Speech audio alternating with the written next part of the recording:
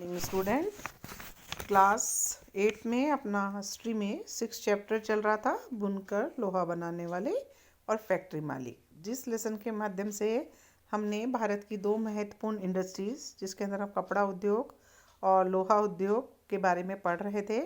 हमने अपने previous lecture तक भारत के कपड़ा उद्योग के बारे में पढ़ने का प्रयास किया था, जिसकी शुरू से ही भारतीय कपड़े की मांग यूरोपीय कंट्रीज़ में, पश्चिम एशिया में यहाँ पर बहुत रही।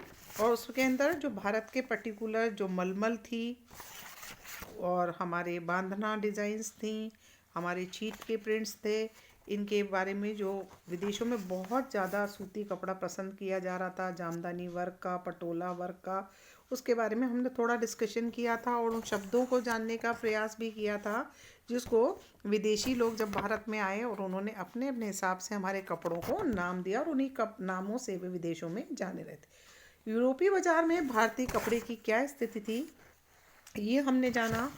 बुनकर कौन लोग होते थे, ये हमने जाना। और भारतीय कपड़े की जो इतनी डिमांड मार्केट में थी, वो किस तरीके से कम होती चली गई, उसका पतन कैसे हुआ। क्योंकि जब ब्रिटेन के अंदर कल कारखाने खुल गए और बहुत सारी सूती मिलों ने अपना औद्योगिक उत्पादन शुरू किया, तो उसकी प्रतिस्पर्धा के आगे भारतीय कपड़े जो थे वो टिक नहीं पाए और धीरे धीरे भारतीय कपड़ों का बाज़ार में पतन होना शुरू हो गया।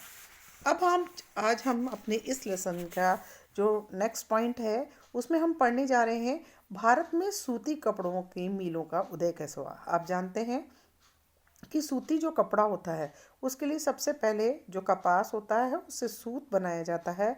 और सूत बनाने के लिए हमारी महिला जो कामगर जो महिलाएं थी, वह कताई करती हैं और उससे सूत बनाती हैं। सूत से धागा बनाया जाता है और धागा बनने के बाद उसे कल का जो हमारी सूती कपड़े की जो मिलें होती हैं, उसके अंदर कताई मिलें होती हैं, जहाँ पर करघों के ऊपर कपड़ा बनाया जाता है। तो भारत में सबसे पहली सूती मिल जो थी वो 1854 में बम्बई में स्थापित हुई। ये कताई मिल थी, यहाँ पर सूत को काता जाता था और कपड़ा बनाया जाता था। 19वीं शताब्दी के शुरुआत में ही भारत से इंग्लैंड और चीन को होने वाले कच्चे कपास के निर्यात के लिए बम्बई एक महत्वपूर्ण बंदरगाह बन चुका था। आपको मैंने पहले सूरत बंदरगाह के बारे में बताया है कि पहले हमारा विदेशी व्यापार का सबसे महत्वपूर्ण केंद्र सूरत हुआ करता था, लेकिन 19वीं शताब्दी के अंदर हमारा महत्वपूर्ण बंदरगाह मुंबई बन गया था।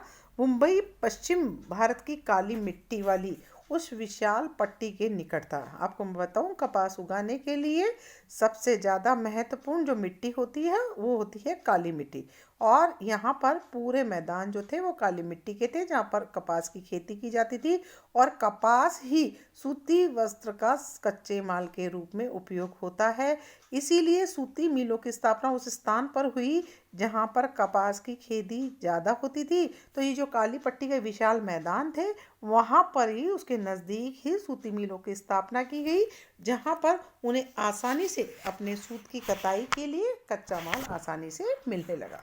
यहाँ पर जो ये चित्र दिखाया गया है, चित्र नंबर जो 10 है, ये कपास के कारखाने में काम करती हुई महिलाओं का है, जो 1900 ईस्वी के अंदर राजा दीनदयाल द्वारा लिया गया है। आप इस चित्र में एक महत्वपूर्ण चीज़ देख रहे हैं कि यहाँ पर जितने भी काम करने वाली महिलाएं, मजदूर दिख रही हैं, वो है महिलाएं। इसका मतलब बताता है कि कताई विभाग में ज़्यादातर जो काम करने वाली लेबर होती थी, श्रमिक होती थी, वो महिलाएं होती थी।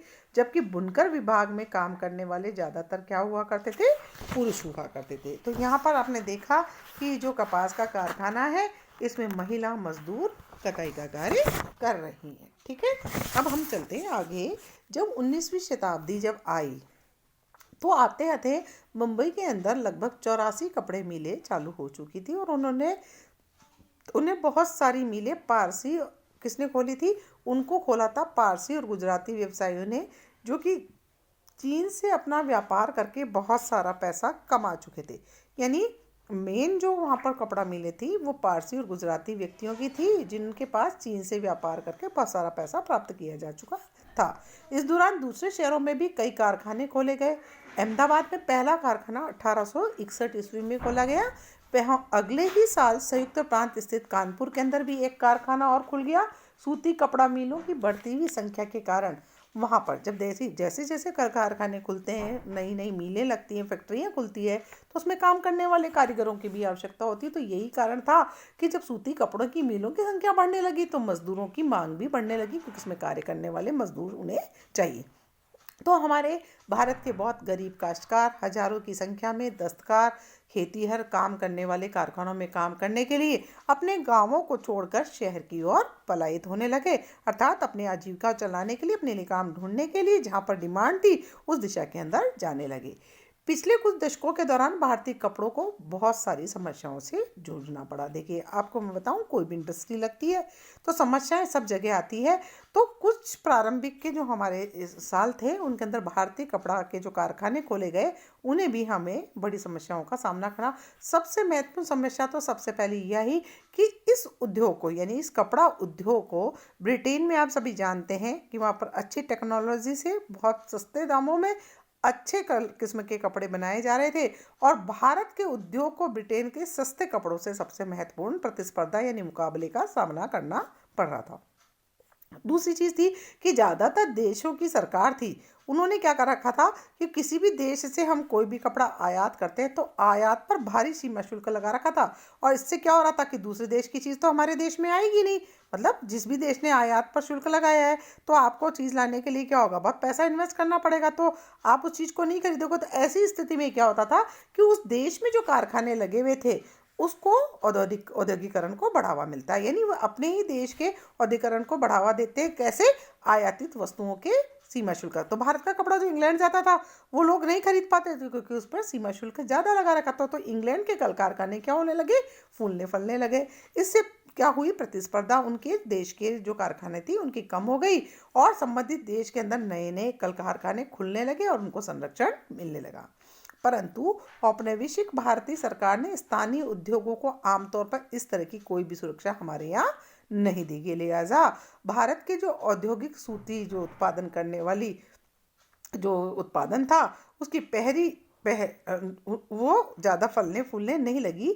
लेकिन प्रथम विश्व युद्ध के समय भारतीय सूती कपड़े की मांग एकदम से दिखाई दी, क्योंकि जब ब्रिटेन से आने वाले कपड़े की मात्रा बहुत कम हो गई थी और सैनिकों के कपड़ों की आवश्यकताओं को पूरा करने के लिए भारतीय कारखानों से कपड़े के उत्पादन की मांग बढ़ने लगी, और भारतीय सूती वस्त्र अपनी पूरे उत्पादन की लहर में आ गया।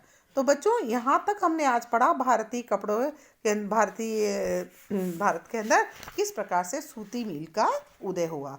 बच्चों, इसके बाद का जो टॉपिक है, जो टीपू सुल्तान की तलवार या वुड्स स्टील है, ये हमारे कोर्स में नहीं है। ये लेसन यहीं तक हमारे पाठ्यक्रम में है, तो हमने आगे का जो लेसन है वो नहीं पढ़ना है। और इस जो लेसन को हमने अब तक जहाँ तक पढ़ा है उसके प्रश्न उत्तर हम अपने अपने नेक्स्ट लेक्चर के अंदर इसके प्रश्न उत्तर को डिस्कस करेंगे। आज के लिए इतना ही बच्चों, आप सभी ध्यानपूर्वक इसको पढ़ें और हम कल इसके क्वेश्चन आंसर करेंगे, जिसे आपको मुझे कॉपी में करके